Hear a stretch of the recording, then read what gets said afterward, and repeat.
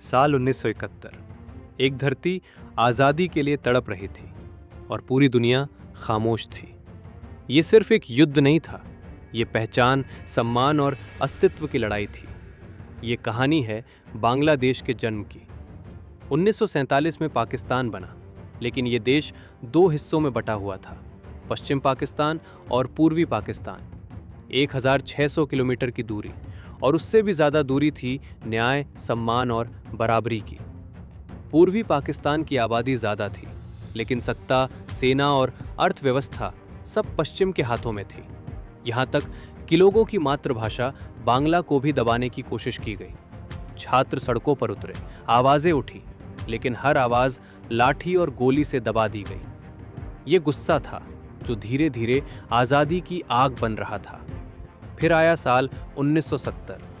लोकतंत्र ने साफ फैसला सुनाया। शेख मुजीबुर रहमान और अवामी लीग भारी बहुमत से जीते, लेकिन पाकिस्तानी नेताओं ने सत्ता सौंपने से इनकार कर दिया गया। और फिर 25 मार्च 1971, ढाका की रात, टैंकों की आवाज़, ऑपरेशन सर्चलाइट, छात्रावास जला दिए गए, बुद्धिजीवियों को मारा गया, निर्दोष नागरिकों का नरसंहार हुआ। ये कार्रवाई नहीं थी, ये आतंक था। लेकिन इसी अंधेरे में आज़ादी की घोषणा हुई, बांग्लादेश स्वतंत्र हुआ और शुरू हुआ मुक्ति संग्राम। मुक्ति बाहिनी, छात्र, किसान, मजदूर जो सैनिक बन गए। कम हथियार लेकिन अटूट हौसला। हर गांव एक मोर्चा बन गया। अत्याचार बढ़ता गया, लाखों लोग जान बचाकर भारत की ओर भागे। 1 करोड़ से ज़्यादा शरणार्थी भारत पहुंचे। अब ये सिर्फ बांग्लादेश की लड़ाई नहीं थी, ये मानवता की पुकार थी। और यहीं से भारत की भूमिका इतिहास में दर्ज हुई। भारत की प्रधानमंत्री इंदिरा गांधी जानती थी, ये युद्ध जल्दबाजी में नहीं लड़ा जा सकता। उन्होंने दुनिया का दरवाज़ा खटखटाया, अमेरिका, यूरोप, संयुक्त राष्ट्र। लेकिन जवाब मिला खामोशी या राजनीति। अमेरिका खुलकर पाकिस्तान के साथ खड़ा था।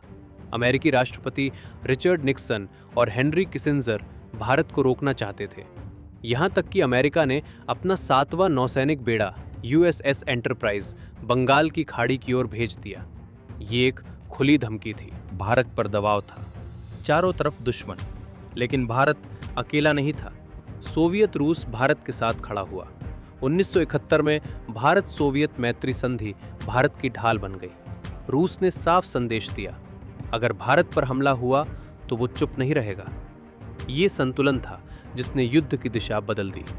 अब मैदान में थे भारत के असली योद्धा। भारतीय सेना के प्रमुख जनरल सैम मानेकशॉ, एक सैनिक जो युद्ध को भावना से नहीं रणनीति से लड़ता था। जब उन पर तुरंत युद्ध का दबाव डाला गया तो मानेकशॉ ने साफ कहा, मैं तैयार नहीं हूं और अधूरी तैयारी के साथ मैं अपने सैनिकों को मरने नहीं भेजूंगा। ये साहस था। पूरी तैयारी हुई।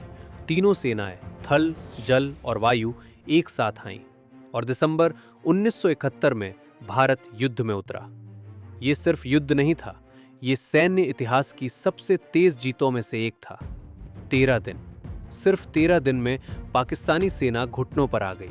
16 दिसंबर 1971, ढाका। 93,000 पाकिस्तानी सैनिकों का आत्मसमर्पण। द्वितीय विश्व युद्ध के बाद इतिहास का सबसे बड़ा सैन्य समर्पण। बांग्लादेश आज़ाद हुआ। भारतीय सेना ने न कोई जमीन मांगी, न कोई सत्ता, सिर्फ एक राष्ट्र को जन्म लेने में मदद की। आज जब इतिहास पलटकर देखता है तो ये युद्ध सिर्फ बंदूकों से नहीं, नेतृत्व, कूटनीति और साहस से जीता गया था। इंदिरा गांधी का राजनीतिक साहस, सैम मानेकशॉ की सैन्य समझ, भारतीय सेना का बलिदान और रूस का रणनीतिक समर्थन, इन सब ने मिलकर 1971 को अमर बना दिया। ये कहानी हमें याद दिलाती है, आज़ादी कभी भीख में नहीं मिलती।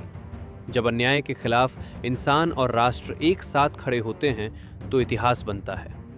1971, जहां संघर्ष से इतिहास लिखा गया और बलिदान से बांग्लादेश का जन्म हुआ।